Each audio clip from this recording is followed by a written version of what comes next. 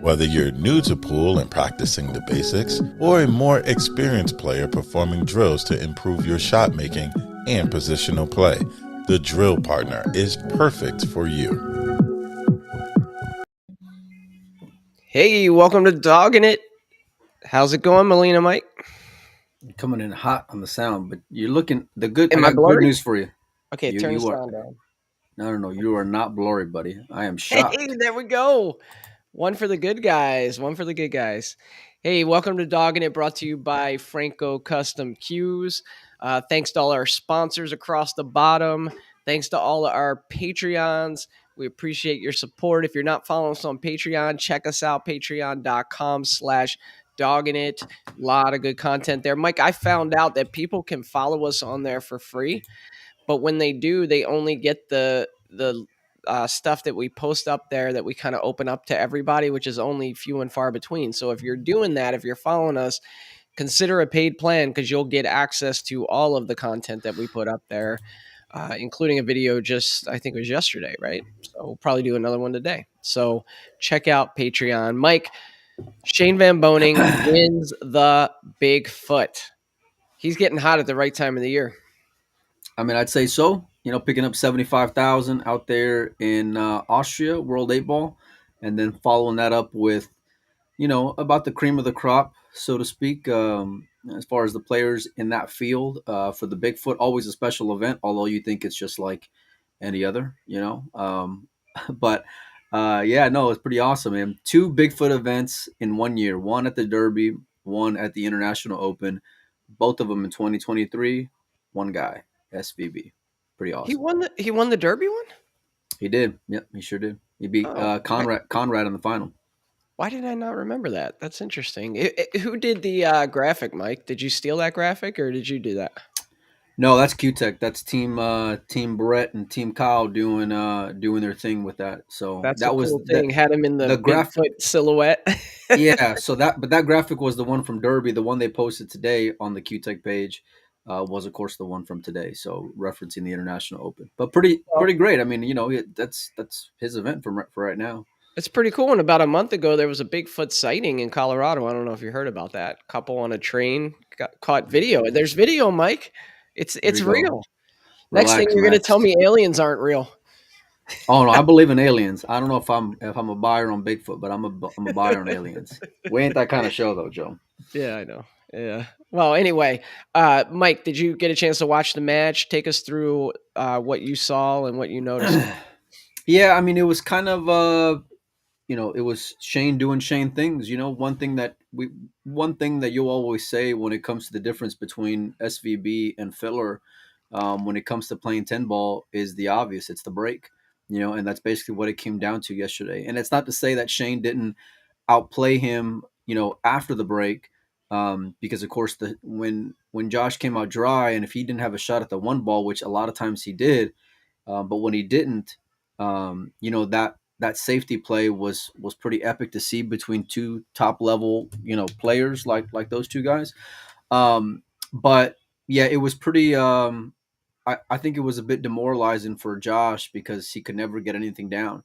I think it wasn't until he stuck somewhere around, I want to say like 7-2, 7-1, something like that, whenever he finally got a ball down at the break, and they're going to 10 and it's alternating breaks. So it's like you've already gotten your soul, punched in because you can't make a ball. You finally do. But it was at that point, it was kind of too little too late. So do you feel like Josh may be the favorite in 9 ball when these 2 play, and Shane's definitely the favorite in 10 ball? Yeah, I'm not sure. I'm not sure, to be honest. I would say that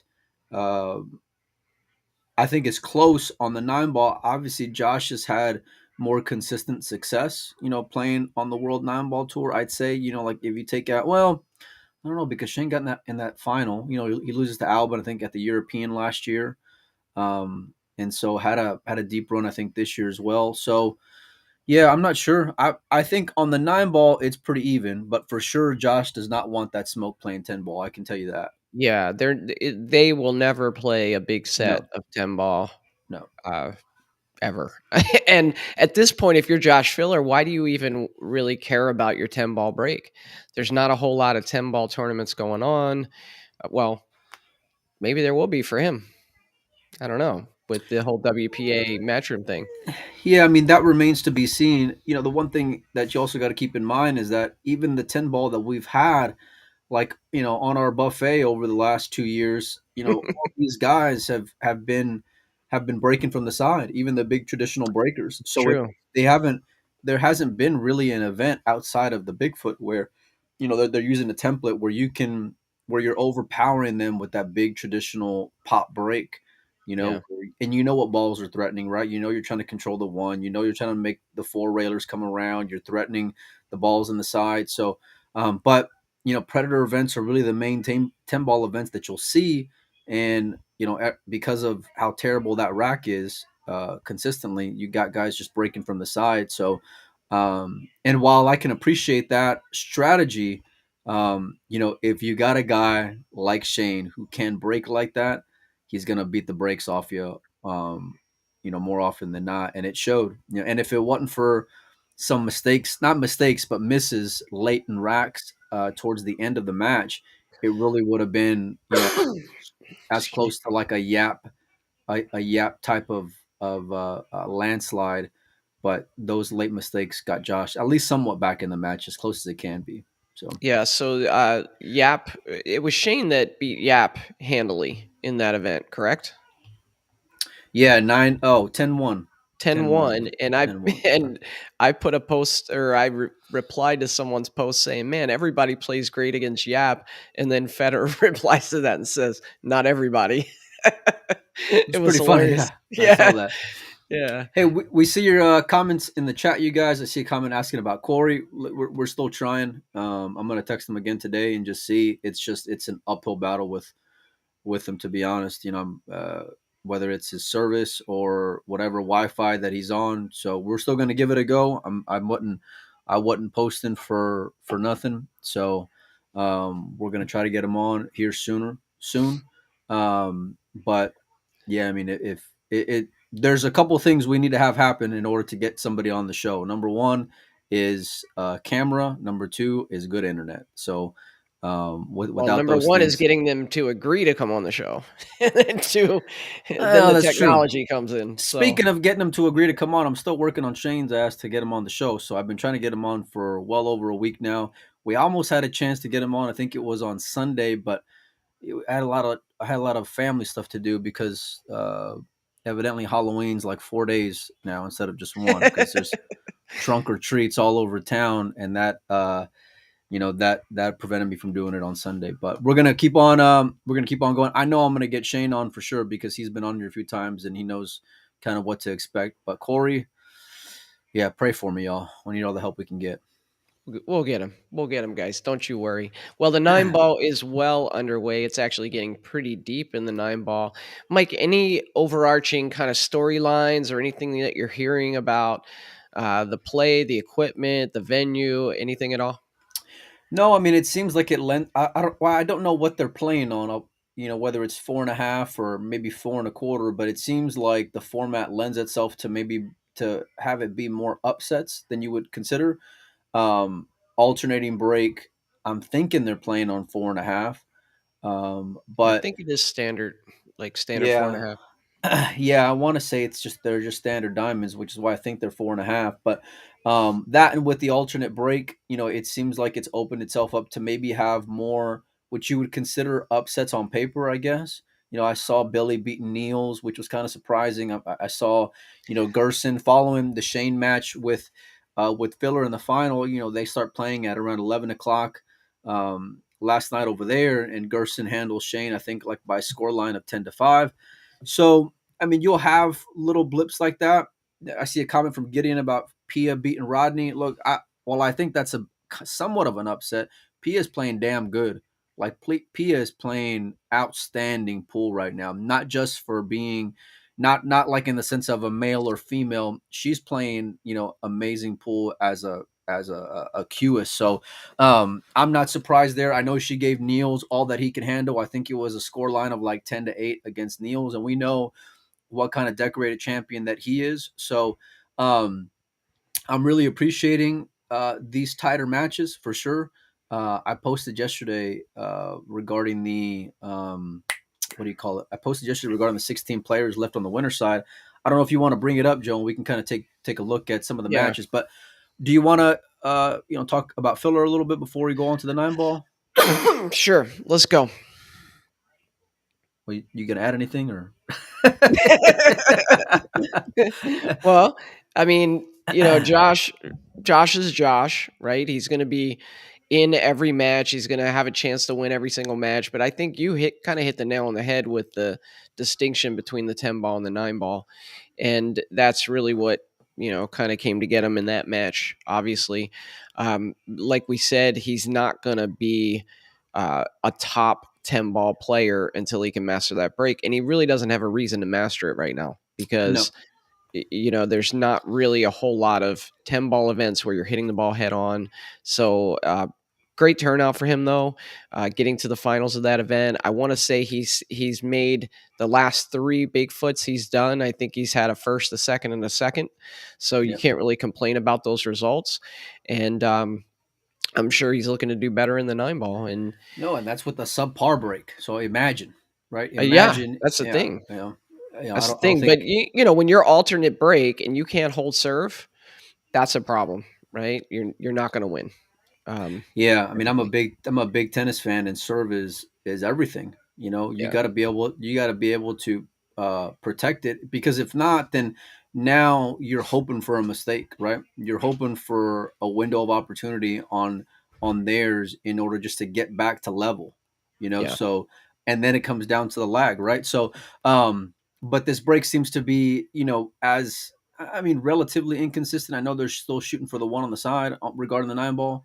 But you're right when it comes to Josh. I mean, he's showing his own form at the right time as well. China Open first place, Qatar Open first place, 10 ball second place. Imagine what he could have had out there in Hanoi, right? We all wish we would have seen him out there, but he's had success all year long, no matter where he's playing at. And the guy's just made for December. Yeah, that's the one thing that now gets me even more excited. It kind of feels like the whole thing's setting up perfect for Matchroom, right? Coming into their marquee event, with the exception of maybe Francisco being a little under the weather and having some health stuff. I mean, the players are playing, right? So as we lead up to this event, we're talking about Jason Shaw winning events. We're talking about Filler getting deep in the Bigfoot. We're talking about Shane Van Boening getting hot at the right time. So it's leading up to a great Mosconi Cup this year. But I do have one thing I want to talk about briefly. You mentioned it, Billy Thorpe beating Niels. He plays Jason, I believe, today. Man, if he goes deep in this event, if he beats Jason and starts getting deeper, makes it to like the semifinal, doesn't that ramp up the pressure on Shane Wolford? I mean, yeah, I think it does, Right? because you don't, and especially if depending on the performance, there's going to be a lot of question marks, obviously, just being a rookie in general. But if you have someone who is in that conversation with, seniority, and if it was relatively close when it comes to standings, then of course you're going to have a lot of pressure. Last year we were afforded, the international being, the last stop before the pick. And imagine, because, if Wolford kind of disappears today, and let's say that Billy, beating Niels, if Billy beats Jason, I guarantee you we would have just been yapping about getting Billy on the team. This would have been the tournament that would have solidified a move like that if it would have fell into place the way that it has. But maybe the lack of Mosconi pressure allows them to play more free right now. I don't know. Yeah, maybe. But yeah, I mean, you can't argue with somebody having good results at the right time, but it's almost, Joey, it's almost like bittersweet, right? Because if, let's say, he does make a run, let's say he does put himself on the radar right now, we're not going to be talking about this in 3 months. We're not going to be talking about this in Yeah. 6 months, you know. So it's almost it's a little tough. I think it puts a little pressure on Wolford if Billy does really well, because he'll know that everybody will say, "Hey, maybe they should have picked Billy," and then it also puts pressure on Jeremy, really, because, like you said, last year, whether it was his decision or not, it was, I'm going to wait till after the international. Earl does well in the international. He picks Earl, right? Right. So by the same standards as last year, if Billy makes a super deep run here, then everybody's going to say, especially if the U.S. loses, man, if Billy Thorpe was on that team, right? Imagine what we would have done and ifs and buts are candy and nuts, what a Merry Christmas it would be, So What was that? I don't Ifs and know. I'm buts or just, I'm candies just and saying there's nuts? a lot of How did speculation that here, come but from? this is one way this thing could go. That could be a bit of a problem for the USA. I believe Billy's success in this event could be a bit of a problem for the USA. I'll Well, just I say, mean, I wouldn't go as far as a problem. I mean, the team is what it's going to be, you know, and so you're not going to be able to know results until you go out there and just jump on in. And now, listen, now there is no getting acclimated to it, right? There's no getting your wheels greased when it comes to the Mosconi Cup. You know, you're out there in the lines, then you're out there with the best players on earth. You're going to be out there with a bunch of drunk, rowdy European fans who are going to want to needle you and get under your skin and put and Jim you Telfer. Jim's in that group. Jim's for sure in that group. But yeah, I mean, it's that's just going to be what it's going to have to be, because now you're on the team. There's nothing you can do, right? You're just going to have to go out Yeah. there and uh, and live up to the reputation. Well, let's take a look at. Whoops, sorry. Let's take a look at the brackets here. Coming out of the top here, we have Conrad Jujician with a Hill victory over Darren Appleton, and he's going to face one of your favorite players, Victor Zielinski, who also had a Hill match against Pia Slabutis. Who do you like in the matchup of the Polish players here, Mike? Yeah, I mean, I'm going with Victor, you know, for sure. And it's I think he's a little bit more talented player, maybe a little bit more accomplished as well. I'd love, like, there's a few players that I want to see them win the big 9 ball event, right? And Victor's one of them. I know he's had success playing in Pro Beard Series before, but this is a little bit different. I know he's got the skills. I know he's got the talent. I want to say he was in the semifinals of this event last year. I think he lost to, I want to say, Federer, maybe. Could be Somebody wrong. needs to fact check that one. Yeah, I don't know, but I'm pretty sure he had a deep run. So We need to get a fact check on that one, because I can't pull that up right now because I got the this is where we brackets up. need the intern, Joe. Keep Yeah, on cruising along well, I'm though. looking at the chat, so if you guys know if that was true or not, let us know. Sometimes Melina, dogs it a little bit. I'm getting old, man. I'm getting old. Naoki Oi with the victory over Jeremy Sase, as I like to say, Saying. and Josh Filler with a defeat of his countryman Ralph Souquet 10-5. So Josh having a lot of success in the 9 ball. This is round 4, by the way. You like him getting by Oi here? I mean, who's not going to love him getting by Oy? You know, especially if it was picked evenly.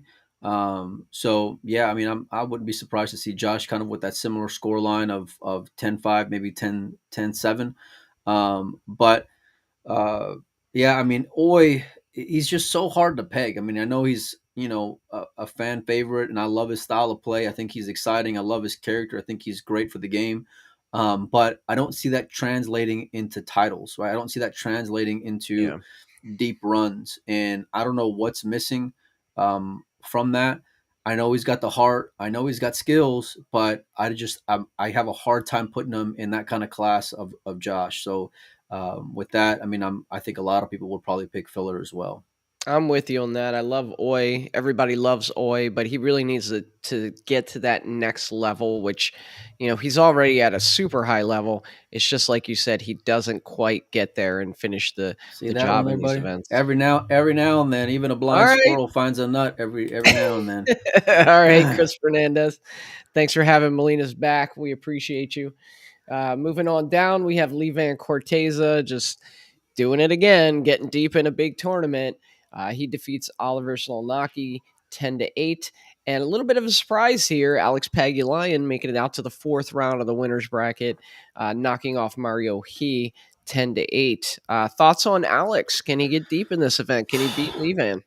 I mean, I hope so. Levan, if you can beat Mario, I think you can beat most anybody in the tournament. Depending on how that went, whether Mario lost it or Alex won it, depending on Alex's break, of course. But if it gets scrappy, Joe, and you're in a bit of a street fight there, I'm going with Alex because he's so creative and wily, and he can figure out different ways to beat you. He doesn't necessarily need to have the most finesse break, but because it is a finesse break, that lends me to believe that Alex can cause some damage, at least protecting serve, right? But Levan, Levan's a different guy. Levan's in that. Yeah, I really have him in that high class of Filipino talent. He's very well decorated, a tough and seasoned player, tough and seasoned gambler, as is Alex. But yeah, I mean, if you can beat Mario He playing nine ball, I think you can beat most anybody beating nine ball. So with that, I'd probably take Levan, but I wouldn't feel comfortable laying a whole lot, to be honest with you. Yeah, I like Alex here. He's got a chance. If you look at it, when he played Wolford, I saw Wolford's post afterwards. He's very happy with this game. He believes he's playing really well. And Alex got by him 10-9. Then he beats Mario He, which is just a step up, 10-8. And so he's got a chance to win this one. And I think all the pool fans in the world always root for Alex Pagulayan. So we want to see him get deep. Wouldn't it be great to see him crowned with a nine-ball title at this stage of his career? Oh, 100%. And fans love Alex, like you said. It doesn't matter what part of the world you're in. He's got fans everywhere you go because of the way that he carries himself and just his character. So, yeah, I think it'd be an awesome story because he's a great player and he's fun to watch. He's exciting to watch, and I think that um, having such a deep bag of tricks to pull out resources, it's awesome, man. Because I love that safety play, like I've mentioned a million times on the show before, and Alex is the epitome of that. Like, he's so creative, he's so sharp, and he can still execute, Joe. Yeah. He's not over the hill when it comes to being able to run out as well. So if anything's going to be a liability, it would be that break. But I want to see more. I want to see him on a TV table. I want to see him under some bright lights, and I want to see him play Levan. So I'll be taking a look at that. What time does that start, Joe? At 5? It says 5 p.m. Okay. Mountain Standard Time. Okay. Weird. So what is that, like 7? What is that, 7 Central? Well, Or no, that would be Central. Yeah, that would be 7. okay. All right. Yeah. Okay, moving on down. Uh, Alex Kazakis with a huge victory over Mika Immonen, 10-1, facing Fedor Gorst, who knocks off Chang Jun Lin, 10-5. Both coming off big wins, winning by a lot, seem to cruise to victory. These two guys face off here. Who you got? Are you there, Joe? Yeah, you can't hear me? Oh, now I can hear you. I think my internet kind of froze up a little bit. Oh, okay. Yeah, I'm Yeah. just saying these two guys coming off big wins, a 10-1 and a 10-5 for Fedor. Who you got here, Alex or Fedor? Yeah, I mean, I don't. It's not tough to say until he makes it tough to say, and I'm referring to Alex. Um, I love Kazakis. I think he's about as steady a European as you can ask for. I think he's solidly in that, let's say maybe like 8 to 12 range when it comes to top Europeans. But he stays there. You know what I mean? Like, he stays in that range. And in order to make that big transition, you have to get big feathers on your cap. It doesn't get much bigger than Fedor Gorst right now. So, but if I'm Fedor, I'm loving it.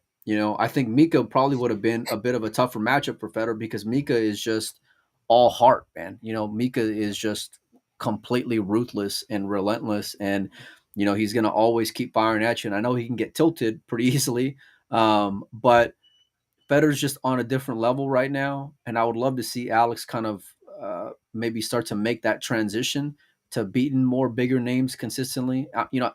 Leading up to it, though, I'm not surprised to see what he's done. But like I said, if you want to start beating the Joshes and Federers of the world, you'll start getting a little different level of respect as well. Yeah, Alex, you say 8 to 12 range of European players going against the number one USA player, Federer Gorst. Sorry, just had to get That's still a little odd to me. That's still a little odd. Roland Garcia putting in a good tournament. He knocks off Fortunsky 10 to 7. And he's going to face David Alcaide, who had a pretty tough match against his countryman, Jose Alberto Delgado, winning that Hill. I got to like David in this one. Roland, you mentioned his struggles in the 10 ball in that match, I think, against Shane. We always talk about how good a player Roland is, and he kind of gets to this stage of a tournament, maybe a round after, and then ultimately doesn't knock off the big names. David's playing great. I like David in this match to prevail. Thoughts? I mean, he's had 6 months of playing pretty consistent. Not 6 months, maybe let's say maybe like 5 months. 5 months, yeah. Of playing pretty consistent. I think that there's a lot of parallels between these two players, except for the fact that David's gotten there more often. David's gotten there on bigger stages. David knows how to play this style of pool better, in my opinion. It's no disrespect to Roland because he's a great guy to root for. But yeah, I mean, I'd be picking David in this round. I know Roland has been kind of doing this number here, going up. I know he had the win in the one pocket out there at the Wolf's Den. He seems to be trending the right way, but David is super steady, man, and he is probably like it's hard to imagine getting more consistent than this dude, and he seems to like just defy adversity because even whenever his name isn't in conversations, he just reminds you of who he is. Yeah. And I wouldn't be surprised to see him in, let's say, that final 8 kind of range in this tournament, not just on the winner side now, but I mean like in total final 8 players. Yeah, I mean, we talked about him going into Mosconi last year as him maybe being the question mark for Europe after getting Right. picked over Federer Gorst. And we saw him kind of wear a chip on his shoulder and play great and bang the table after victory, saying, I do my talking on the table. And I think that was directed directly at Melina Mike. Pretty much.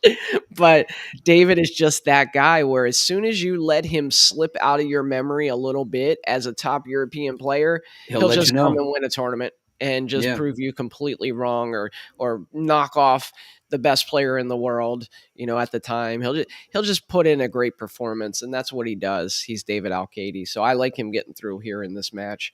Moving on down, this is what we talked about. Billy Thorpe putting in a good tournament. He's knocked off Niels Fyen. He beat Sam Henderson the round before, the young junior player. And now he faces Jason Shaw. Jason Shaw coming off a victory over Dennis Graube. And this is a match where if Billy wins this match, there's going to be a lot of little birdies out there saying, why isn't Billy on Mosconi Cup? What are your thoughts? Yeah, I mean, like we mentioned earlier, I think that's going to be pretty fair, and it's just going to be a little too late. Unfortunately, the door's already been shut when it comes to this year. But you want to have momentum leading into the beginning of the season, which is essentially what we're in right now. But yeah, I mean, like I said, anything short of, let's say, like a Final Four, it's going to be real easy to forget you or forget the performance in let's say 6 months from now, which is really, I mean, that's really the stretch when it comes to Mosconi. Like summertime on is whenever it's your opportunity to either make a move or disappear, right? So while I think there's a lot of positives you can take away, and if you're a fan of Billy, beating Sam, beating Niels, you got to be super optimistic on where he's at. Jason's a different animal. Jason's a different animal at the International Open. Yes. And so while I would hope to find a good story, and Billy would certainly be that, I think it's Jason's match to win for sure. Yeah, this would be a major upset. Niels was a great win for Billy, and he won that match handily, 10 to 4. But Jason Shaw is just different, and he's different at the International Open. We've seen it in the past. He gets on a roll in this tournament, he could win the whole daggone thing. Shout out to Carl. He's in the chat right now. I know they're doing a lot of stuff working with Jason on their YouTube channel, so make sure and go check that out because I think they're going to be posting Yeah, you some. said a documentary. I'm really curious. Behind the scenes kind of stuff when it comes to the run in Hanoi. So I can't wait to check that out on his YouTube channel. I wonder if he'll have him running a racket 10 ball. Just kidding. Give me a hard time in there. Yeah. Scrolling on down, let's see. We have Aloysius Yap, victory 10-4 over Uski, and he faces Albin Ouschan, who knocks off Thorsten Holman 10-5. This is going to be a match of heavy hitters here, Mike. I think it's kind of a pick 'em on paper. Both of them playing well right now, in good form, and we know what they can do. Curious to see who you like in this one. Yeah, I mean, I couldn't agree more when it comes to it being close. I think like I might tip the scales just a hair on Yap. Just it's not a whole lot, but maybe just a little bit longer of consistency just lately. I know Albin's coming off that semifinal. Great interview we had with him, by the way. One of my favorites of the year by a mile. He was just so honest and open, and really just surprised me with how thoughtful he was, not just on about the game, but about his own game in particular. A little more personality too than what you typically get from Albin. He's very right, kind of subdued, but I think we got him laughing a little bit and got him joking around, and I thought that was a great interview for him. It was a ton of fun, but I think right now it's business. Albin's had pretty good success in this event, but like a match like this, I wouldn't be surprised if it was a final. These are the way that both these guys are playing right now. It's going to be a great matchup. I don't know where it's going to go. If I'm going to go and fire a little something at it, I might pick Yap, but I'm not in love with it, Joe. I'm not like. No, I like Albin in this actually, but in a close one. I mean, either way, I think this is going to be 10-8 at the best in terms of like a big victory for either one of these players. Well, see, if it becomes close, then I think it favors Albin a little more because Albin is more clutch. Albin's more cold blooded. Where I think, I've seen him kind of rattle a little bit. So. Well, anything can happen in pool, Mike, but I don't know how you see these two names next to each other and think it's not going to be close. It's going to be close. Anything can happen in pool. One of the Joey's Dimes. That's what we're going to have. One of the Joey's Dimes segment. Of course, Yap has run up against some buzzsaws lately and lost matches, 11-0, 10-1. So who knows what's going to happen? But I like Albin in this one. So moving on down. Here's bit of the surprise of the tournament so far to some people, but not to me and not to others. Anthony McIntino, the player out of Florida, has got a full-time job. He's through to the fourth round of this event. He just knocks off Lucas Werner Hill after Lucas had beat Max Lechner, beat Earl Strickland in round 2, and beat Tyler Steyer in round 1. I mean, what a performance by Anthony to get to this point. And he's going to face Gerson Martinez. Gerson just knocked off Shane Van Boening 10-5. So this is a really intriguing matchup here. Do you think Anthony can get one more victory here?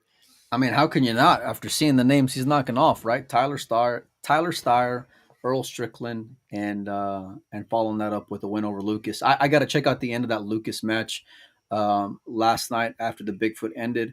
I think it was around 8-8 whenever I tuned in. Anthony showed he was poised, man. He got out whenever he got out when he was supposed to. I don't know that I'm a believer just yet when it comes to a different kind of class of player. I mean, don't get me wrong. We all know where Tyler's playing at right now. But I've also seen Tyler kind of lose to unknown. I don't want to say unknown names. I don't want to disrespect the man that much, but lose to maybe lesser names in tournaments before. The Lucas though match that's pretty sporty as well. The Gerson one I feel like is just going to be another notch up, Joe. You want to see where you're at. You want to see where you're at in the pecking order. You want to go and say you belong in the conversation of top elite American players. Here's your chance, right? You go win another 2 to 3 more rounds at the International Open. Okay. But then you earn your way into the conversation not just by beating, I love you, Raymond, but not by beating Raymond and Donnie at the Florida Pro-Am. How are you going to throw Raymond? How are you going I'm to throw just Raymond out there? That's I'm just crazy. saying. But hey, guys, we can see your chat. Just want to let you know, John Francisco has the comment, I think, that sums it up, which is Oh, he's been Anthony's. reminding me. He's been texting me every time McIntino wins. Yeah, Every time. Anthony's a tough out in any tournament. I can firsthand provide evidence of that. Where I stopped into the somewhere on the Florida coast one time into a pool room somewhere. They were having a tournament on like a Sunday, and I'm playing Anthony, and I knew him, right? I knew his reputation, and I'm beating him like 6-2 in a race of 7, and I'm like, this guy doesn't play that good. I'm gonna beat him. Well, sure enough, he comes back, beats me 7-6, played perfect pool from that point on. The guy is a tough out in any tournament. He's playing great. He's won 3 tough matches, and I'm going to pull for him in this match. Gerson coming off a huge win over Shane Van Boening. Anthony's going to have to come to play. I'm going to take him in the upset, Molina. It'll be an upset, especially Gerson coming off a win over John Mora. Gerson coming off Michael Overgaard 10-7, and then, of course, the SVB match from last night. It's for sure going to be a tough out when it comes to Anthony. But, I mean, Gerson seems to be hitting on his own cylinder right now, right? And I know he's a great player. Kind of his style of play is interesting because I feel like he's got real big opportunity to get exposed on maybe tighter equipment, where maybe 4.5 lends more to how he hits the ball and how he plays the game. He seemed to have been a little bit more, a little better when it comes to his delivery, right? Not as like I'm firing out of a cannon like we're used to seeing with the guy. But I tell you, after seeing McIntino and all the I've been hearing from you, Joe, I'm gonna be keeping my eyes on this one. I'm Hey, gonna do be you tuning remember when into we it. were talking about who was going to be the 5th pick for the Mosconi, and I brought his name up as somebody who should be considered, and you were like, "You're crazy. What does he ever do? Where does he go? What's he played in?" The guy can play. He can flat out play. Okay. Moving Well, on. listen. Now you're not going to be beating first and second and third rounders. Now you're going to be Oh yeah. beating the who's who. So He's definitely got to pick it up from this stage. But now we're moving down to the losers bracket, and there's some big names here. Some big matches. We got Vitali against Chang and Max Lechner against Mika Immonen. Thoughts on these two here? yeah, I mean, I really don't know where to put Vitali's game at, to be honest with you. I know he's won Yeah, Texas Open. I know I'm that with you. he can. I know he can beat some good names. I don't know if he can beat Chang Jun Lin here. I know where I would be putting my money at. But obviously, when you're going to be hanging around Federer, you're going to be getting better and better, right? I get that, but That I haven't. rhymes. Does it? Hang around Um, Federer, you'll get better. You'll get better. Put it on a t-shirt. But I really want to see that translate into more consistency, and Yeah, not, look, if you can claw your way through these guys, because it's not going to get any easier. You beat Chang, you're going to be facing either Mika or Max, which I think will probably be Max. Max. Yeah, But if you start beating these two names, then sure, but you don't you don't get reputations by how you do on Thursdays.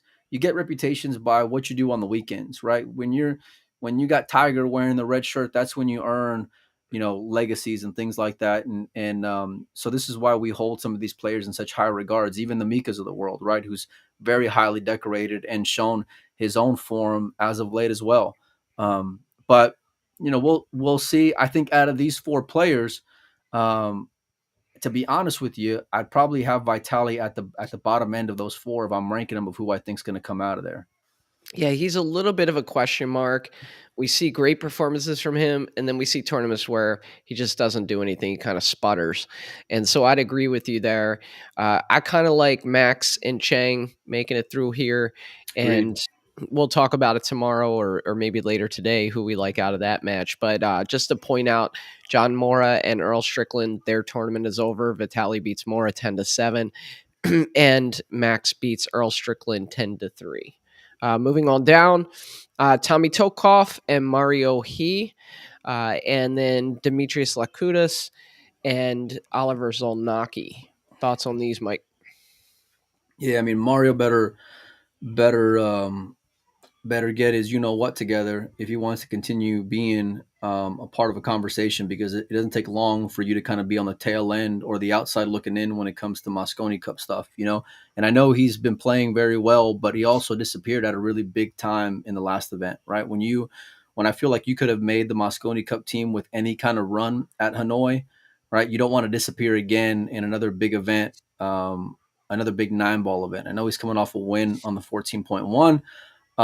But look, I root for this guy more than most. You know, I root for Mario He, like I do Max almost. You know, so I'm a real fan of him. I'm a real fan of his game. I want to see him not just win this one, but win the next one. I want to see the guy like fight for the chip, man. You know, I want to see the guy in that final 8 and be able to take a swing. And I think he's that type of player. I think anything short of that is going to be a massive disappointment. Um, Tommy's a tough player out of Houston, a real grinder. Um, uh, you know, I know he's going to be working his ass off to try to get Mario out of here, but it's a tall order. It's Yeah. a real tall order. Yeah, I agree with you there. I love Tommy, friends with Tommy, but yeah, he's a little bit outclassed here with Mario. But you know, it is a pool match, and so if he can put a few racks together and put some heat on Mario, you know, he might be able to get to the later stages of this match. But you got to like he to move on here as well. I kind of like Oliver in the other match. And it's interesting because when they It's come to the close. U.S., I think yeah, it is. But I think Oliver and Mario kind of share cars together and ride to tournaments together, if I'm not mistaken. So, and we've seen them match up in a number of different tournaments, and I think Mario usually gets the best of it. But it'll be interesting to see if those two friends hook up again in the next round here. Just to point out, Jonathan Hennessy was knocked out 10-7 in the round before Oh that. man, he's like the third guy I root for outside of Max and Mario. I'll Like be nice, Molina. if I'm ranking them, it's Max, Mario, Did I tell you that I'm trying to interview him? Hennessy. I'm trying to get him Way on down there. one of my Way down there. recorded pool player podcast episodes. I want to get to know the guy because obviously you get to know his reputation and the chalking incident from that one tournament and you know just Was it just one tournament? well, whatever. But I want to get to know kind of what makes him tick and find out more about him and see what he has to say about kind of I what mean, folks say about him all the time. I can get you like a Chili's gift card and y'all can go have fun if you I've want. been talking to him. I've been chatting. We're going to get Okay. him on. So All right. We'll moving see. on down, we have Bader against Ralph Souquet and Pia Filler against Jeremy Sasse. You mentioned Pia knocking off Rodney Morris 10-7. She's playing some great pool right now. And Christina Tkach came up just short against Bader, losing 10-9 in the round before that. What do you think about these matches?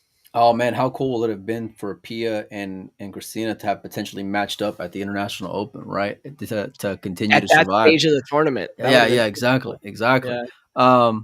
I'll be honest with you. Between Bader and Ralph, I love the way that Ralph's playing right now, and it's awesome to see him still, you know, trucking along. But I don't really got a whole lot of interest in that match per se.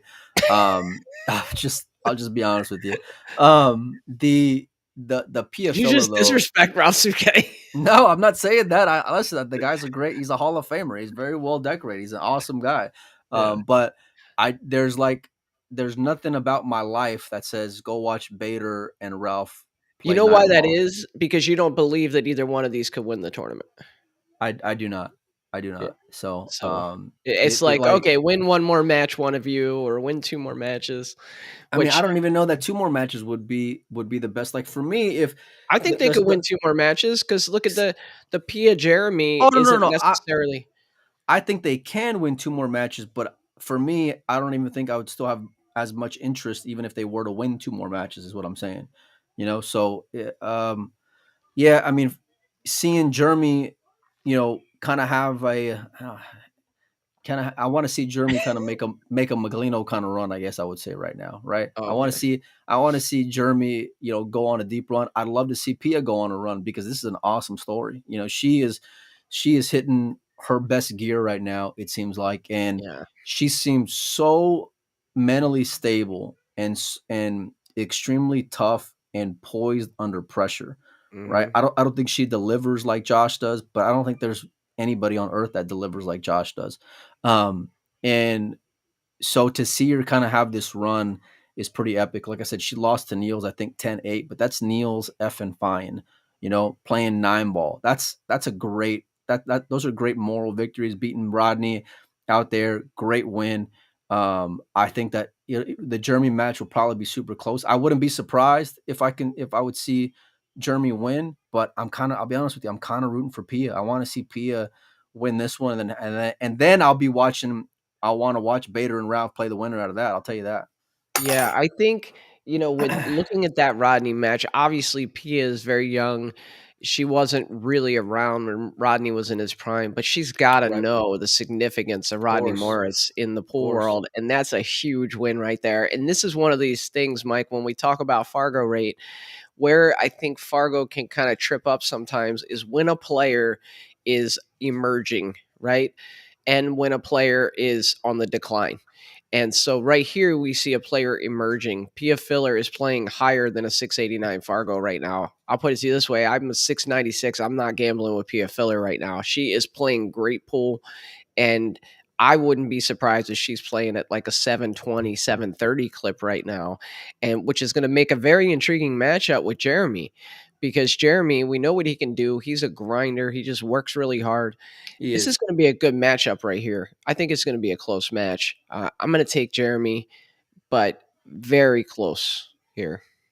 Yeah, I mean, I think probably like 2.5 will probably be the number if you guys are handicapping it. And I think even on a money I'd take line Pia with laying, 2.5. I think. I think so too. I think I I kind would of have too. a strict when I gamble. So that means she's doomed then. Yeah, pretty much. But I kind of think about it like this: when I gamble, I don't like taking an underdog unless I feel like they can win outright. I feel like she can win outright, so I would take the 2.5 here. Oh, I agree. I think she can too. But it's like you said, Jeremy's a grinder, so it's not going to be easy. Yeah. Moving on down, Jesus Atencio. Back. It's good to see him back.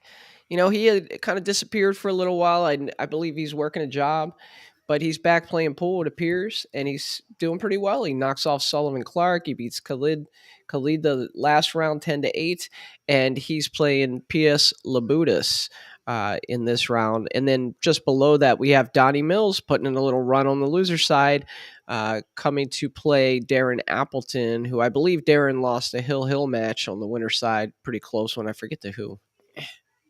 Who did he play? Yeah. Yeah. I'm not sure. I mean, Donnie always does pretty, by his standard, fairly consistent at the International Open. Yeah, I don't see him getting past Darren Hill here for my money. Donnie finished third in the U.S. Open one year, I believe. Somebody fact check me on that, but I think he finished third in the think you're U.S. right. Open back, when it was in this area, before they had the international split off from the U.S. Open. I think he finished third one year at the U.S. Open. So you're right. If he can get that break dialed in, Donnie's certainly a capable player. But yeah, I'm going with Darren in this one. I like Darren. And in the match above, the thing about Jesus, even before he kind of stopped playing for a little while, this is kind of the point of a tournament where he would get knocked out, right? And lose to a good international player like P.S. Labutis. So I think it's a tall order to ask for him to win this match. I kind of like P.S. moving on along with Darren. Yeah, I mean, a couple of years ago, maybe even maybe a couple of years ago. I mean, I was real high on Jesus. I thought he had that kind of like world champion pedigree and was on that kind of upswing. To see him, whether it was the people he surrounded himself with or whatever, whatever happened. He wasn't playing pool for 6+ months. Obviously, he still has a lot of talent, right? You got to do things a little differently though if you want to be, a professional pool player and be traveling around and all that good stuff. So I couldn't agree with you more as far as when he seems to, exit out of this event or out of events in general like this. Yeah. I'm optimistic. I'm hopeful, but PS is playing really well, and I think it's about as close to even as you can ask for. I don't know. I honestly don't know. I don't know where to peg Jesus' game right now. It's unfortunate because I think that if he were to have the support around him, and he just kind of was disciplined and could train, And I think this kid, his ceiling is super, super high, I feel like.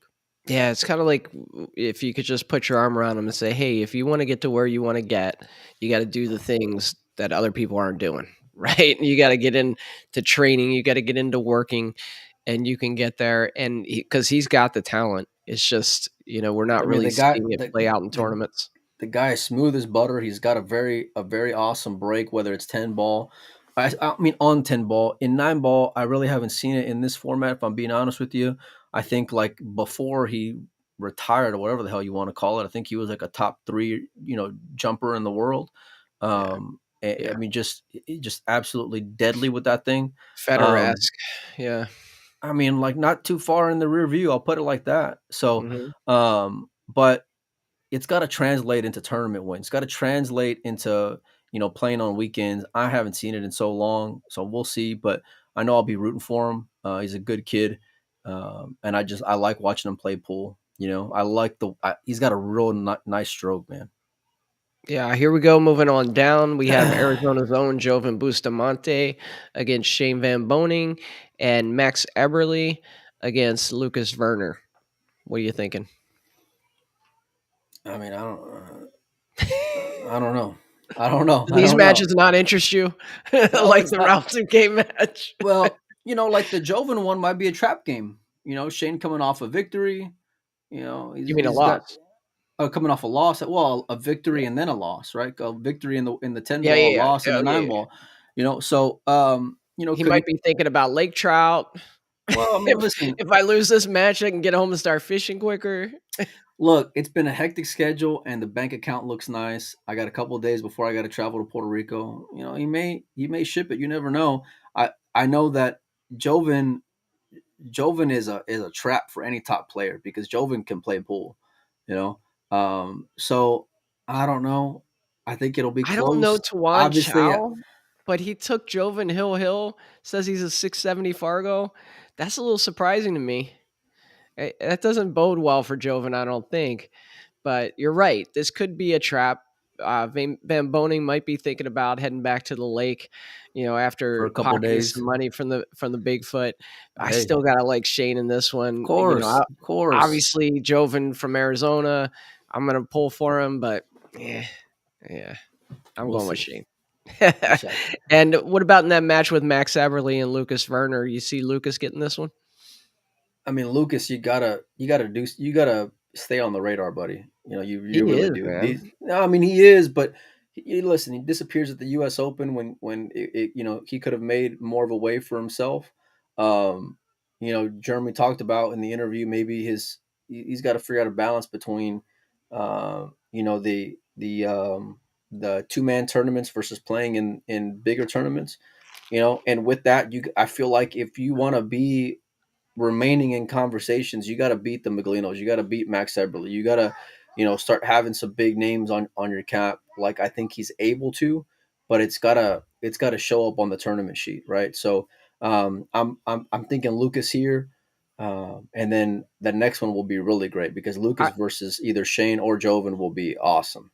I just want to go back to like a year ago, and the name Lucas was just starting to kind of sink into the U.S. fan base. Really, we were just starting to hear about him. We If kind you of were out of the East Coast, yeah. If you were like from the outside of Northeast, outside of the yeah. yeah, if you were from the Northeast, you knew about the guy. But me living in Arizona, just started hearing about him, and I want to say back then, he was doing a little bit of his thing, wasn't hearing a whole lot. But now he's playing in these events, Mike, and he's beating big players and he's getting hill with big players. I mean, he's doing his thing. I think he's really the next best thing in U.S. pool. I think he has the potential to be a high 700 Fargo rated player. And we can't look around the United States and see too many of those. So I really feel like he's poised to make a leap in this next year. If he progresses the way that I've witnessed him progress in this last year and seeing some of the matches and some of the results he's had, and does the same thing next year, he's going to be definitely on the Mosconi Cup team. Mark my Yeah. words. I said it here, November 2nd, 2023, 2024 Mosconi Cup, Lucas Werner. Let's go.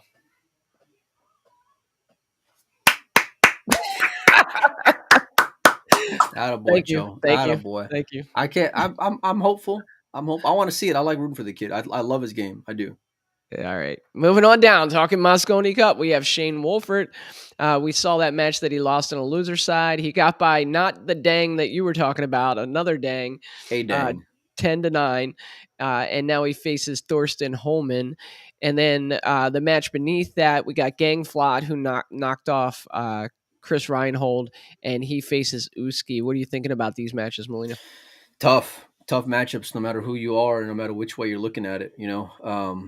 Uski can be a difficult out. I know we were high on Gangflot, or at least I was, and kind of seeing him, you know, look outside the door, wanting to get into the party, so to speak. Thorsten always seems to be hanging around this part of the tournament, although I don't think he'll be going very much further, if I'm being honest here. If you're Wolford, look, you got a guaranteed spot in the Mosconi Cup at this point. I don't know what his drive is like right now. I don't know how hungry the kid is for it, right? But I want to see a good run, right? I want to see momentum leading into December. I want to see momentum under names that you're supposed to be beating, and I think this is one of them. If it ends up being a Wolford versus Gangflot match, I want to see that one for sure, because those are two young guns that I think have Mosconi Cup on the future, like for the next maybe 10 years, as far as that kind of talent, or at least they should be. But it don't take much for you to fizzle either, Joe. Yeah, I So think I think each of these matches for Wolfer right now are pretty big. And what I mean by that is, does he necessarily need to win everyone right now? No, but he needs to play good pool. We saw at the US Open, he had put out a post that he was struggling, kind of in a slump. But since then, he's been playing pretty good pool. And we want to see that continue leading up to the Mosconi Cup. So if he loses, Hill to Thorsten Holman, okay, fine. But I want to see him win this match. I'd like to see him at least make a match out of the next one, which I think is going to be Uski. I do think Gangflot has a shot here, but I'm picking Uski and Shane Wolford here in the next round. I see Hillbilly talking about the game show. I have no idea what he's talking about. I Oh, have no idea. yeah. So they actually streamed that for free, I think, on Digital Pool. It was some kind of game show. I want to say, who's our boy from New Jersey? Ed. I want to say Ed was like the MC of it. Rodney Morris was in it. A few other players. It was and Mike Siegel was doing the commentating, which Oh is, God. Okay, he was that's just enough said with yep, with my. yep. So I've had too much of Mike Siegel this week. I'll tell you that. yeah. I don't know this player, Mike. I don't know if you do. Davy Pierre Giovanni against Dennis Grabe. Gotta like Dennis Grabe there. And then hey, a 1PKT sponsor player, Eric Roberts, making it pretty deep in this tournament. Big win over Robbie Capito, 10-7. And he faces Niels Fyan here. You gotta be pretty proud of the kid, huh? Proud ain't even the word, man. I'm fired up seeing Eric do his thing, and it's another tournament where Eric's doing his thing. Um, you want to talk about someone with a high ceiling? If he got the right kind of support and was able to train and compete, Eric Roberts would be on a short list of American players that I couldn't be higher on. Um, I think he's got the game and the talent to not just make a run in the tournament, but also be a part of a conversation in the next few years for making the Mosconi Cup. I really believe that. He first popped on our radar a couple of years ago out in Vegas, and Yeah. he just seems to be doing this number here, and then now he just seems to be doing this number here. Yeah. Where he's just going up and up and up. I am beyond thrilled to see him have success. I want him to continue it. I would love to see him beat Niels. I'd love to see him beat the winner out of that as well. I don't know the gentleman from Italy though. I the only guy from Italy I know is probably Candela. I think he's playing in this event. So, but Fabio obviously, yeah, Petroni. yeah. Yeah. Oh yeah, Fabio. Yeah, that's right. But Yeah. So, look, here's what I'll say about Eric Roberts. When we met him a couple years ago, one thing I was impressed with, you just meet these people that when they strike the balls go dead center of the pocket. And that's Eric Roberts. The kid is a real smooth. talent, real talent. He plays the balls with intention. What I mean by that is he doesn't baby balls, he doesn't roll balls, he shoots them dead in the pocket. And so now, obviously, he needs a lot of experience, a lot of seasoning. He's getting that. This is a great opportunity for him. I don't see him getting by Niels Fine right here. Niels has like years, decades of experience on him, and I'm going to take Niels in this one, and I got to go with Dennis in the one above it. So. Moving on down, we got to get moving here. I got things to do today. We got Tyler Steyer against Jose Alberto Delgado. And then we have Mark Estiola against Misko Fortunski. I'm going with Tyler Steyer in the top one, getting by Jose Delgado. And, this one at the bottom, I don't really know the Filipino player too much, Mike. Obviously, the guy can play. He just beat Roberto. Just beat Roberto 10-8. So, but I got to think Fortunski's a favorite here, but I'm not sure. Your thoughts? Flip the coin, son. He's Filipino. He's here in the States. He's here to rob the world is all I know. So obviously the guy can play some great pool. You're going to have to do that against Fortunski because he's a very decorated very seasoned 9-ball player. And then, the Tyler Jose match, I flip a coin there too. I don't really know how to call it. Yeah. Well, anyway, it's been a great look at the brackets right now. I'm pretty excited to see how these matches shake out. Let's go back to the other view here real quick, Melina. Stand by. Let's do this. This is Joey's first time manning the ship in quite a while. Hey, I invented this. You just perfected it. But hey, look, Melina, I want to let everybody know you and I have been meeting, having staff meetings, talking about vision and direction for where we want to see this podcast go. Got a lot of stuff going on. Guys, I uploaded all of the past podcasts going back several months to Spotify today. So if you're taking a long drive, you just want to check out some of the interviews we've done, go check them out. You can see it on Spotify, Apple, Google, wherever you get your podcasts, and you can watch them that way. Do us a favor. Try to share this content. Get it out there. We're trying to reach more people. We have some really cool things in the works, some really cool plans. Mike's always working behind the scenes to come up with some great content for you guys. So we appreciate all the love and support. Melina, you got anything? I'm ready to go watch some pool. It's going to be a great day. Great talent going to be on display. Guys are going to be exiting. Guys are going to be moving forward. And we're going to have another show, I think, coming up soon. We'll still work on Corey. I'll work on Shane as well. And then we'll just continue to track the and I'll work on Hennessy. Lord help us. We'll see you guys soon. Am I turning it off for you?